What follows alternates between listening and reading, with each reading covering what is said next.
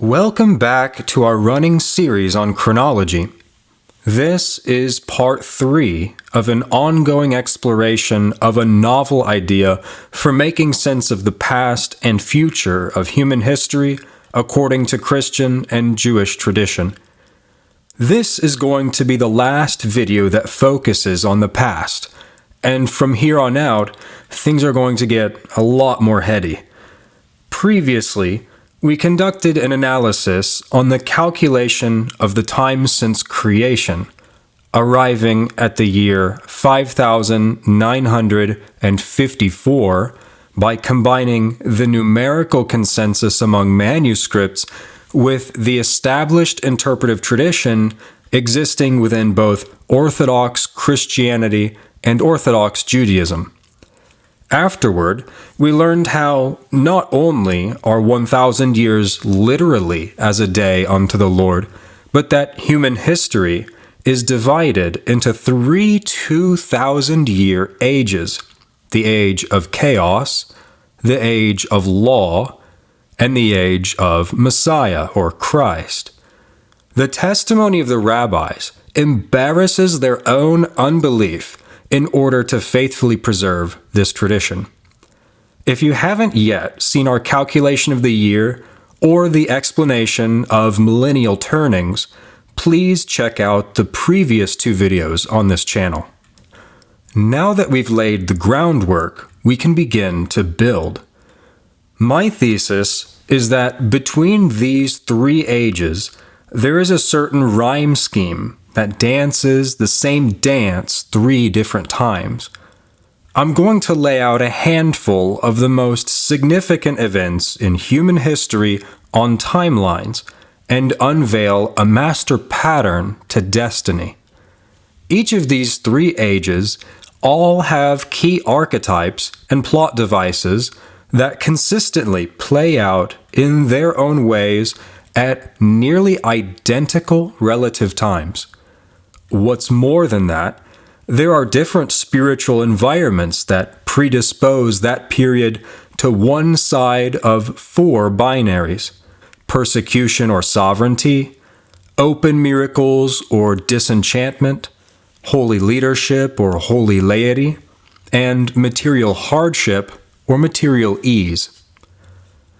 The way that I like to picture these cycles is as if each were a moon.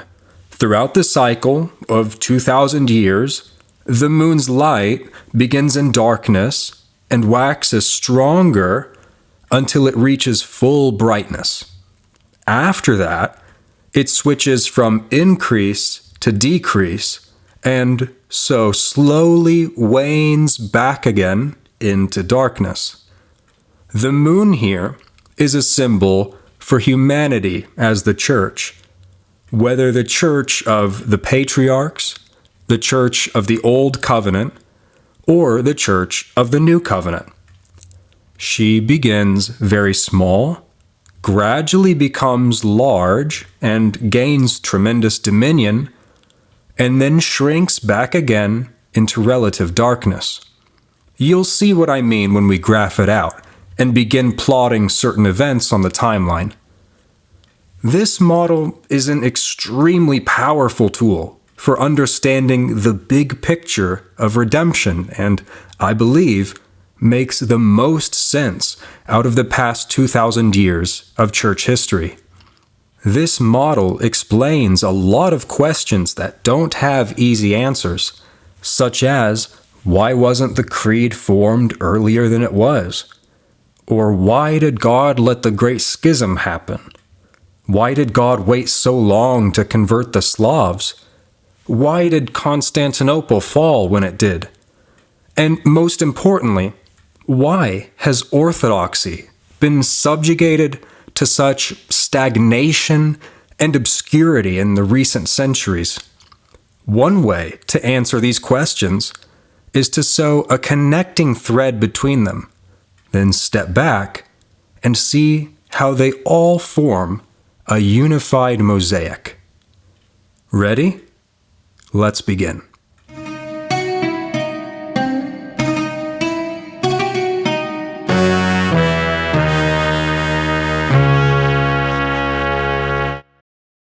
What has been is what will be, and what has been done is what will be done, and there is nothing new under the sun. Ecclesiastes 1:9. I introduced the concept of 3 2,000-year ages in the last video by citing oral tradition attributed to Saint Elijah. But, in truth, you could arrive at the exact same conclusion by simply looking up in the night sky. I'm very excited to share with you the chart that demonstrates all of these parallels and walk through the major themes with you. But before I do, let's talk astrology. Psalm 19 opens with, "The heavens declare the glory of God, and the firmament proclaims his handiwork. Day to day pours out speech, and night to night reveals knowledge." In the heavens, there are many constellations, each with its own mythology and lore. 12 of these constellations make up what we call the zodiac. These constellations are significant because they lie along the ecliptic, the apparent path the sun follows over the course of a year, passing through each one consecutively. This is where the idea of a person being a Leo or a Scorpio comes from. That sign being the constellation that the sun is passing through at the time of their birth. But how does this relate to 3 2,000-year ages? Well, as the sun processes through each part of the wheel annually, it lags behind just a hair. If you were to check the position of the sun relative to the wheel once a year at the same time every year, you'd find that it goes backwards little by little. This concept is called the precession of the equinox, since astrologers choose to measure the lag by observing the annual change at the spring equinox, or March 21st. Whatever constellation the sun happens to be in at that time, the Earth is said to be in that particular age. Hypothetically, if the cosmos were to march on as they do now for an indefinite period of time, it would take 26,000 years for the sun to come full circle. Dividing that by 12 constellations of the zodiac means that each age is approximately 2,160 years. Except that isn't quite right. In truth, there is a 13th sign of the zodiac, situated between Scorpio and Sagittarius. This constellation is called Ophiuchus, or the serpent holder. It is omitted from the smaller scales of timekeeping precisely because of how physically small it is. It's about half the size of most other signs in the wheel. Time that the sun is in a constellation is supposed to match the duration of a month. While today we arbitrarily divide our solar year into 12 portions, this was not the case from antiquity. In the past, a month was counted as the time that it took to complete a full cycle of the moon. In fact, the English word month comes directly from the word moon.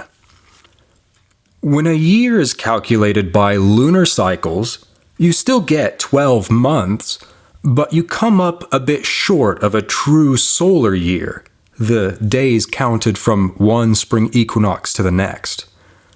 The way that this is dealt with is by adding a 13th month and making a leap year every 2 or 3 years. This 13th month is assigned to Ophiuchus's constellation. His small size is a picture-perfect representation of his relative influence on the year. Even though at the scale of an annum, he doesn't always make an appearance, it would be most appropriate to give him a permanent residence on the scale of astrological ages.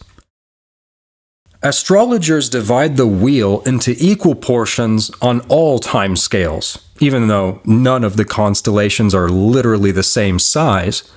To do so here would be in concert with the usual methodology.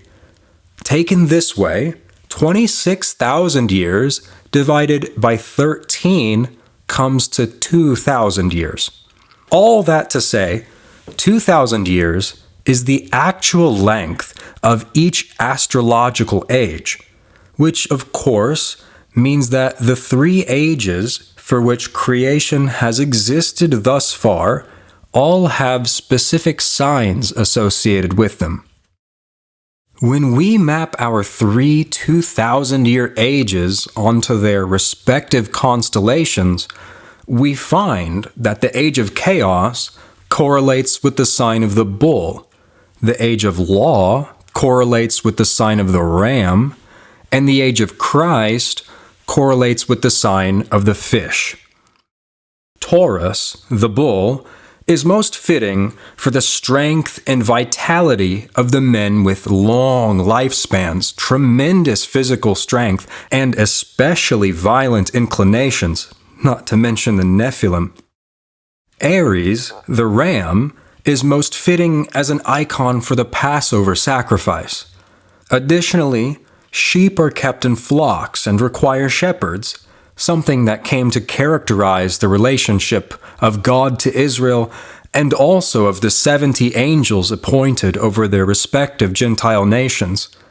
Finally, Pisces, the fish, is most fitting as an icon for exactly the same reason that the ichthus was.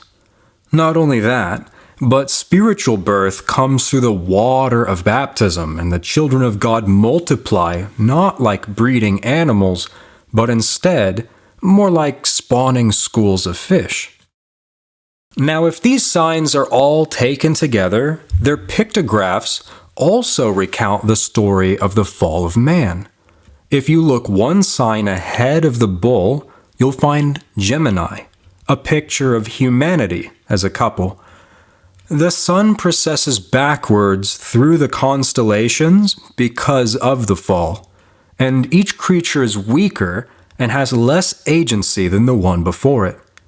If the age of the bull starts at the fall, then that means humanity was created in the sign of Gemini.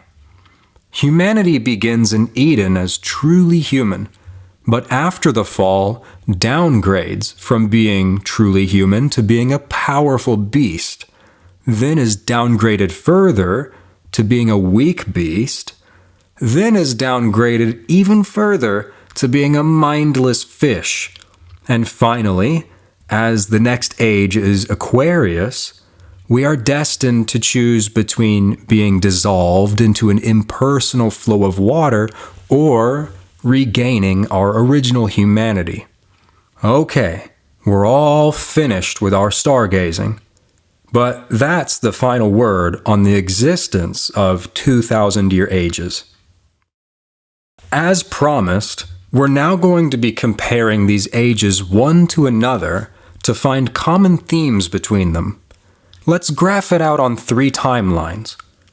From top to bottom, we have our 3 ages: the age of chaos, the age of law, and the age of Christ. Now, of the events that I'll be mapping, we have 8 for each: the foundation, the formation, the peak, the schism, the exile, humanism, rebirth, and tribulation. Each age has their own version of these 8 prototypical movements. As mentioned before, the big idea is that the church, in all 3 ages, waxes and wanes like the moon in distinct phases, all doing the same essential dance on 3 different stages. As you can see on the graph, I have a strangely colored section at the end of each age. This is a point of overlap between ages. In the liturgical reckoning of a day, sunset is the technical beginning of the following day. However, the previous day doesn't actually end until the stars begin to emerge after dusk. That period of twilight is a small window where it is technically both days at once. So too, in the reckoning of a calendar year, the new year begins at the 7th new moon, usually in mid-September. But the previous year doesn't completely end until 3 weeks later at the end of the Harvest Festival, also known as the Feast of Tabernacles. It's not yet a church feast, but just wait, it will be soon. Just as there is a twilight of overlap with the liturgical reckoning of days and years, so too it is with ages. There is a period of overlap between them where one is still finishing, while the other is already getting started. This will be very obvious when we get to the overlap period between the ages of law and Christ. Here we go. The pattern starts at the beginning of each of the ages. At each age, there is a founding figure that faces an expulsion from the center of the world. As I mentioned, the age technically begins prior to this event, so this is the clear ending of the previous age. The first age is founded by Adam, and his founding event is the expulsion from paradise. The founder of the second age is Abraham, and his founding event is his expulsion from Babel. Many of you may not be familiar with the full story of Abraham, since it isn't recorded in Genesis. Here it is in short. His father Terah was a prince in the Tower Society. He was the chief manufacturer of idols for the Emperor Nimrod.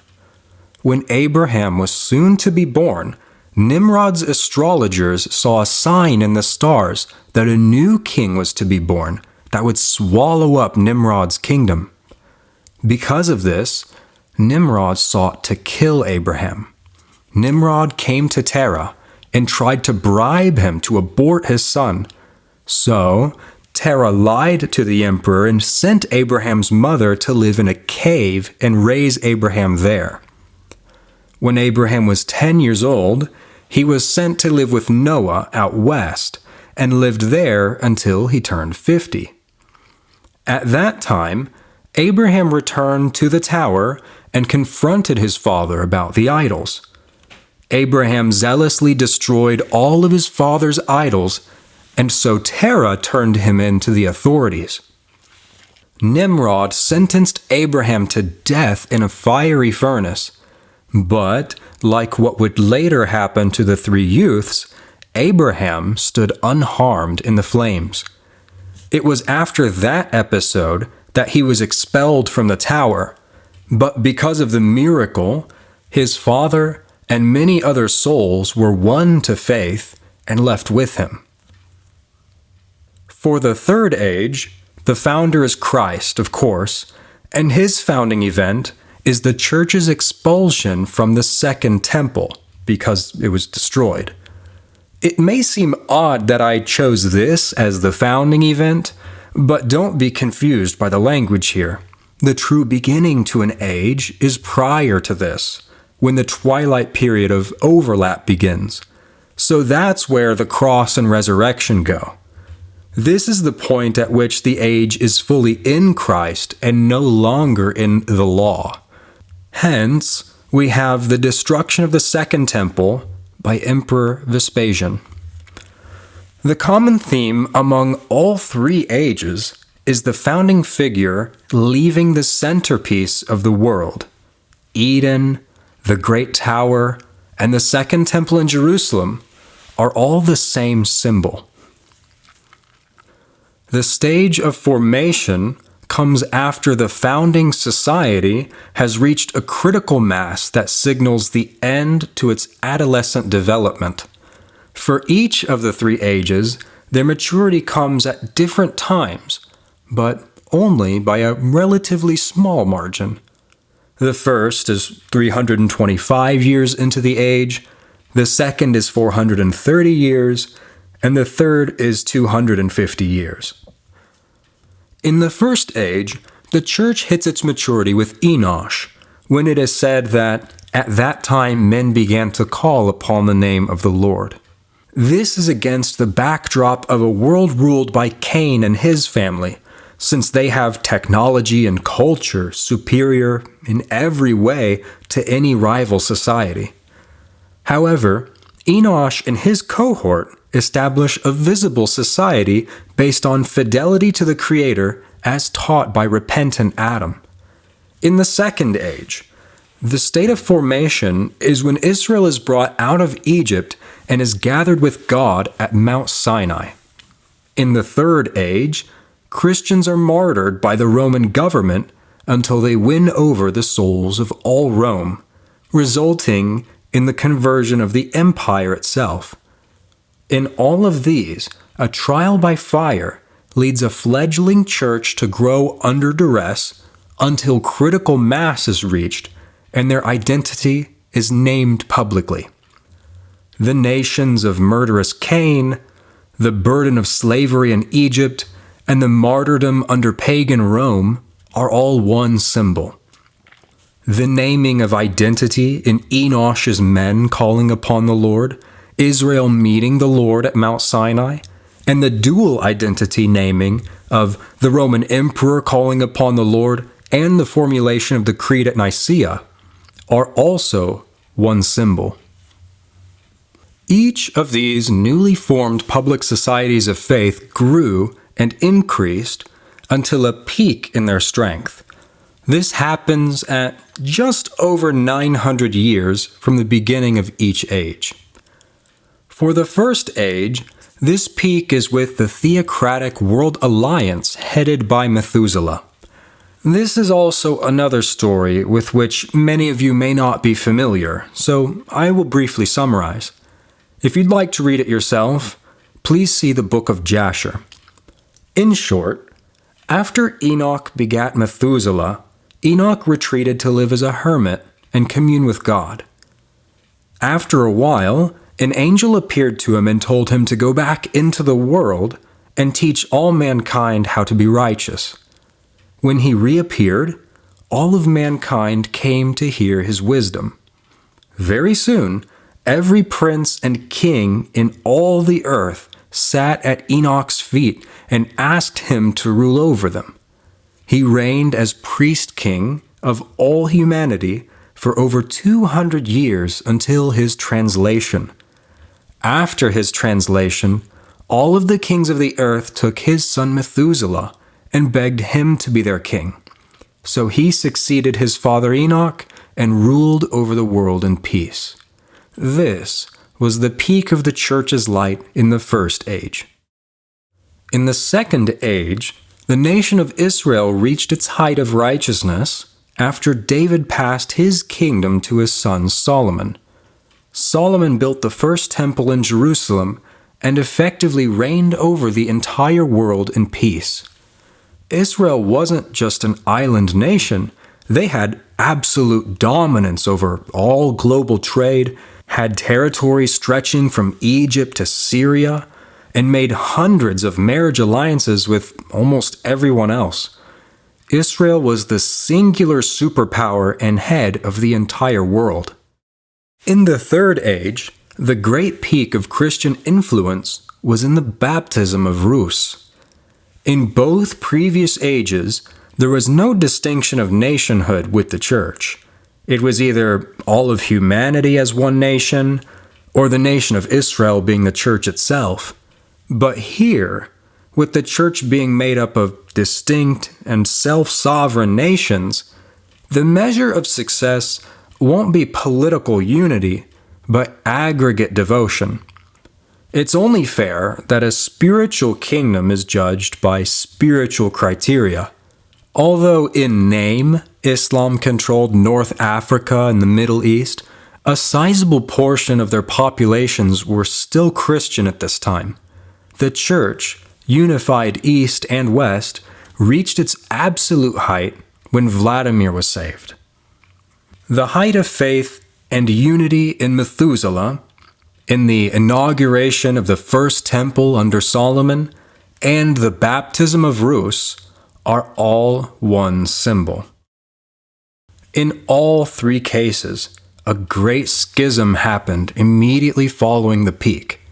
These consistently occur in less than 100 years from the height. In the first age, Methuselah only reigned until an unknown time shortly before Noah was born. Although we don't know for certain when mankind began to rebel against his kingship, we know that Noah was named Comfort precisely because he would bring an end to the hardship and strife that resulted. I've marked the schism at the birth of Noah on the chart, simply not to make up my own number. In any case, this was the definitive point when mankind was split into two camps about loyalty to God. In the second age, Solomon descends into idolatry and as a result causes the unified kingdom to be split after him between his son and his chief general. From here on out, we have two kingdoms, the northern kingdom of Israel and the southern kingdom of Judah. In the third age, just after the baptism of Rus, the east and west split apart through mutual excommunication. The falling away of mankind from Methuselah, the falling away of the northern kingdom, and the falling away of the Western Church are all one symbol. In each of the three ages, there's an exile where the previous stronghold of the church's identity is overwhelmed by catastrophe and goes through a reset. This happened much later in the first age than it did in the second or third ages, but it comes just before or after the 1500 mark in the age. In the first age, this plays out on an extreme scale with the Great Flood. The reset from a remnant is with the survival of Noah and his family. In the second age, Jerusalem is conquered, the temple destroyed, and the Jews are taken into captivity by the Babylonians. The reset from a remnant is the return to the land 70 years later, led by Ezra. In the third age, the Muslim Turks overtake Constantinople and defile the Church of Holy Wisdom. The reset from a remnant is the transfer of Eastern Roman consciousness to Moscow. Inter-patriarchal relations, the Russian monarch taking the title emperor, and ties to the former royal family all give credit to the concept of Russia being the Third Rome. The Great Flood, the Babylonian exile, and the fall of Constantinople are all one symbol. The covenant of the rainbow, the religious reform of Ezra, and the succession of Rome by Russia are also all one symbol. In all three timelines, the point of exile means not only the end to a former power in decline from schism, but calcifies the church's identity and practice as an insular and rigorous counterculture. Since the days are long gone by this point that the church influenced world affairs, another parallel system is developed by the world to fill the void. In the time between the exile event and the rebirth event, this seculum rapidly grows and gathers to itself virtually all human influence. In the first age, this was the Tower of Babel. Not long after Noah makes his covenant with God, his wife Naamah and his son Ham conspire to get him drunk and castrate him in his tent. This causes a war between the three sons of Noah, and Ham emerges victorious. Ham takes off to southern Mesopotamia and founds the Society of the Tower, enslaving Japheth and his sons. Most of the children of Shem cooperate with Ham, but Shem himself and Eber remain behind, clinging to Noah and the worship of God.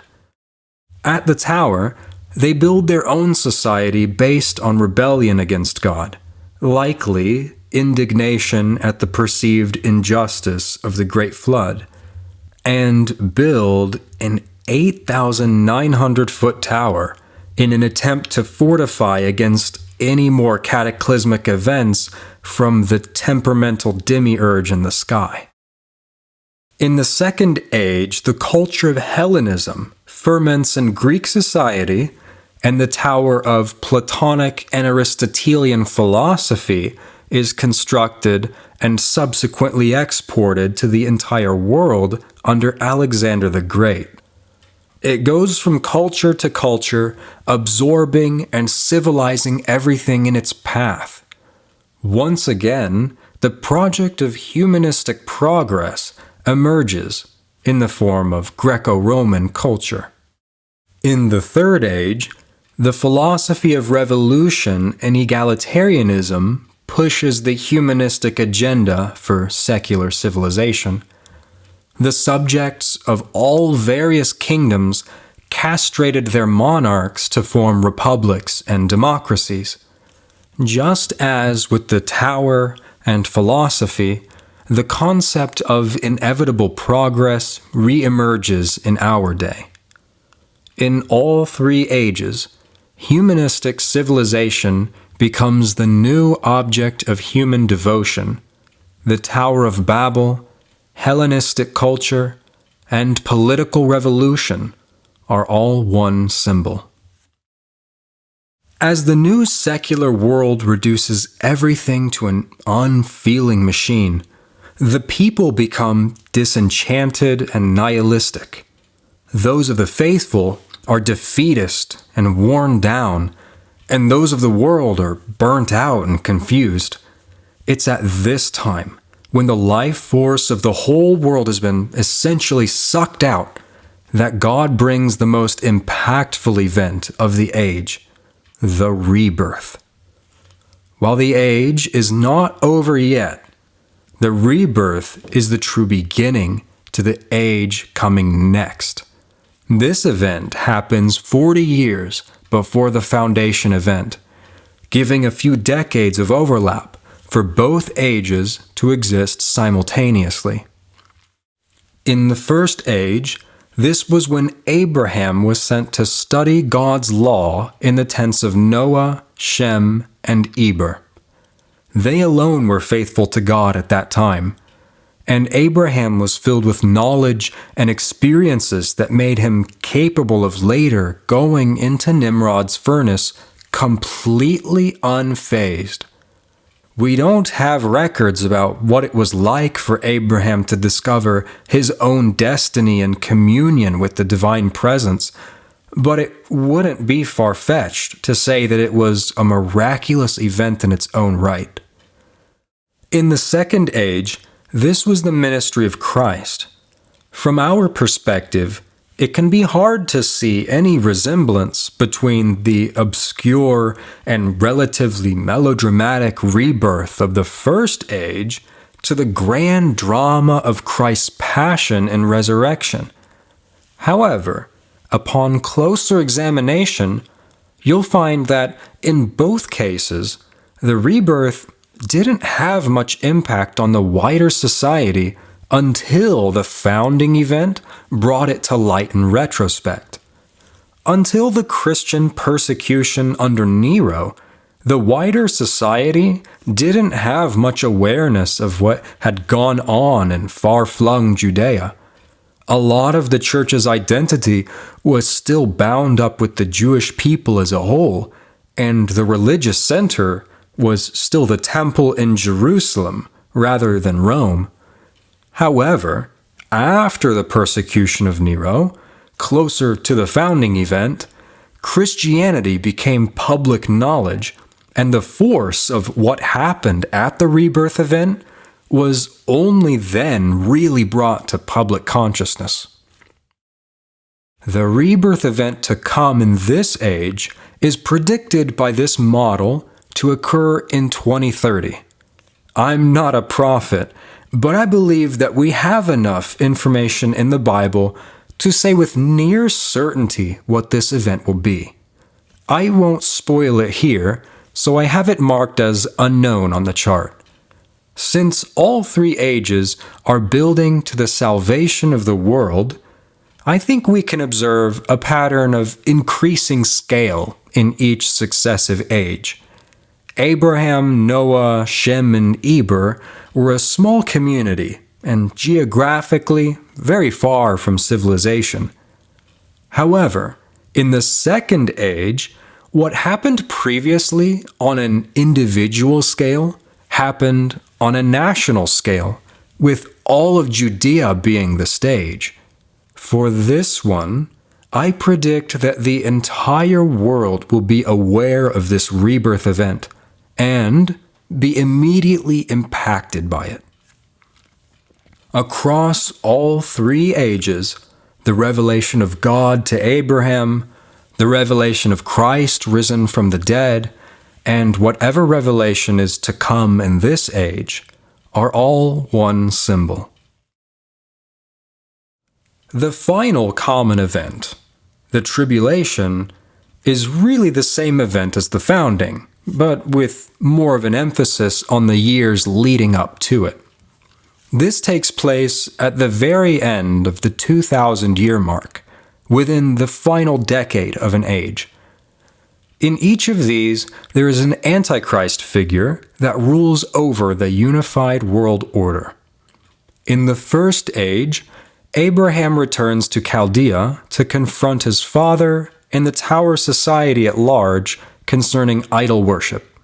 This is the point where Abraham makes a big stir, breaking his father's idols and having a public trial orchestrated by Nimrod, in which he confesses his faith and is thrown in the fiery furnace. In the second age, Nero blames the fires of Rome on the little-known Jewish sect called Christians, and implements a public and systematic persecution scheme against them. It's not hard to imagine why this would be a tribulation. In addition, the Roman army begins its siege on Judea in 66 AD, and for 3.5 years, as is recorded in Josephus, hell on earth erupts in the holy city. As for the third age, I believe that this is the time of Antichrist and the great bowls of wrath from the apocalypse. As cryptic as Revelation is, we know for certain that plagues will strike the earth from God under the rule of a satanic world dictator. All of these periods of great tribulation, Abraham's show trial, Nero's persecution and the siege of Jerusalem, and finally the Great Tribulation described in the Apocalypse, are all one symbol. Because these events happened in 30 AD and 70 AD, and not 29 AD and 69 AD, we're going to give one final update to our number of the current year to align with the symbolism. It appears that we were only off in our raw count by a single year, and that the true year of the world is 5,955. I didn't want to spoil any of the good stuff too early, so I presented it 1 year short. But using the other events in the timeline, we can now pinpoint the exact year since creation. Funny enough, this means that the COVID lockdown was the event signaling the start of the final Jubilee cycle. Now that the events themselves have been mapped out, I want to briefly go over some climate analysis of these cycles. 4 areas of concern have a certain gradient to them in the cycles, gradually sliding from one end of a spectrum to another. Here's what I mean.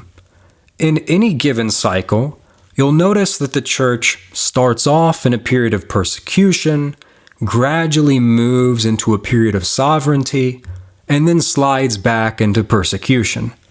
This is basically the metric that the diagrams already show by the church's influence on the world, so this has largely been already explained.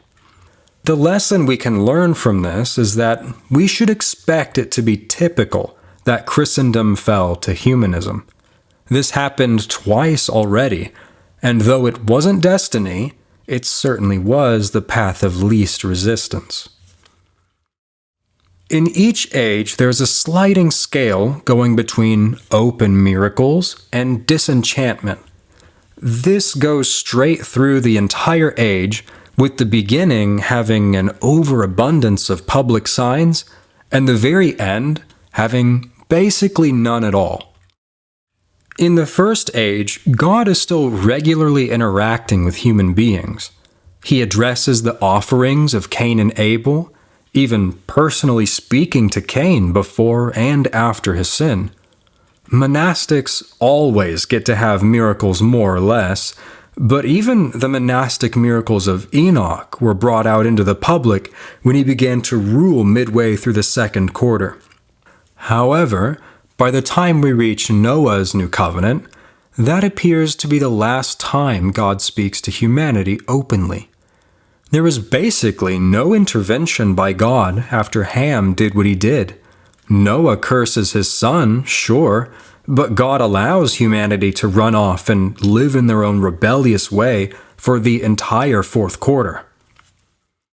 In the second age, the first quarter is filled with public divine revelation, dreams for pharaohs and Philistine kings, and the plagues that came through Moses all occurred in the first quarter. In the second quarter, there were hundreds of unnamed prophets in addition to the judges themselves. In the third quarter, prophecy slowed somewhat, but still produced the major and minor prophets of the Bible. And in the fourth quarter, God was so silent that the most important biblical writing from the Second Temple era was Esther, a book that doesn't mention God a single time, and the title, literally translated, means, "I will hide." In the third age, there was no shortage of miracles from the moment of Jesus' ministry until the end of the first quarter. Eusebius mentions that each subsequent generation had less and less of laity with gifts of prophecy and healing, and that it was almost gone by his day. However, public miracles still occurred for the church as a whole as the age continued on, and with more monastic activity, more exceptions to this rule. But as the fourth quarter arrived, it became evident that God was once again hiding his face from public view and becoming more lenient with evil acting freely in the world. We can learn from this that if it feels like God is silent, it's because he actually is. But from what we know about the two previous ages, the fourth quarter is the unique time set apart for him to withdraw from us and delay justice unless we stand up for ourselves. This is the difference between Joseph's patience in a first quarter environment and the self-defense of Esther and the Maccabees in a fourth quarter environment. Another scale of comparison is the difference between how holy the leadership is and how holy the laity is. In the beginning of an age, the leadership are the shining stars, and the people have a habit of being fickle. However, as the age progresses, the leadership become more corrupt and hypocritical, while the laity develop a certain religious culture that they uphold as a group. The first age is all one family, so there isn't much of a dialectic between clergy and laity. This pattern is really only seen in analyzing ages 2 and 3 together. In the second age, the church begins with strong patriarchs, leaders that God directly guides every step of the way. At the Exodus, Moses speaks to God face to face, while the people are prone to constant bouts of faithlessness. In the period of the Judges, the people are constantly returning to idolatry, whereas the leadership holds fast to the truth. After rounding the peak of the age with kings David and Solomon, Slowly, the accusations from the prophets become directed more at corrupt leaders and priests. Finally, after the return from the Babylonian exile, and especially so after the Maccabees, religious custom is inseparable from the group's identity. Even though the kingship had gone and the priesthood became apostate, populist scholars from common families rose up and carried the torch of religious authority. The third age begins with the holy apostles, who spoke to God face to face. The first quarter was filled with innumerable martyred hierarchs in repeated bouts of Roman persecution. In the second quarter, bishops presided over the ecumenical councils to enlighten the laity about critical dogma. After rounding the peak with the conversion of the Slavs, the leadership repeatedly attempted to bow to the tyrannical Roman pontiff, while the people guarded the faith against error. When Eastern Rome fell to the Ottoman Turks, the hierarchs became puppets of the Sultan, while the people held on to their hope. Under communism, the hierarchs likewise became tools of the regime, but the people kept the faith alive. Even today, in the case of well-intentioned priests, they are stretched so thin among the mass of laity that the people must take responsibility for their own orthodoxy. The times when priests are the guardians of the faith is always in the earlier half of an age. As the second half progresses, the people are largely responsible for holding up their religion as a group.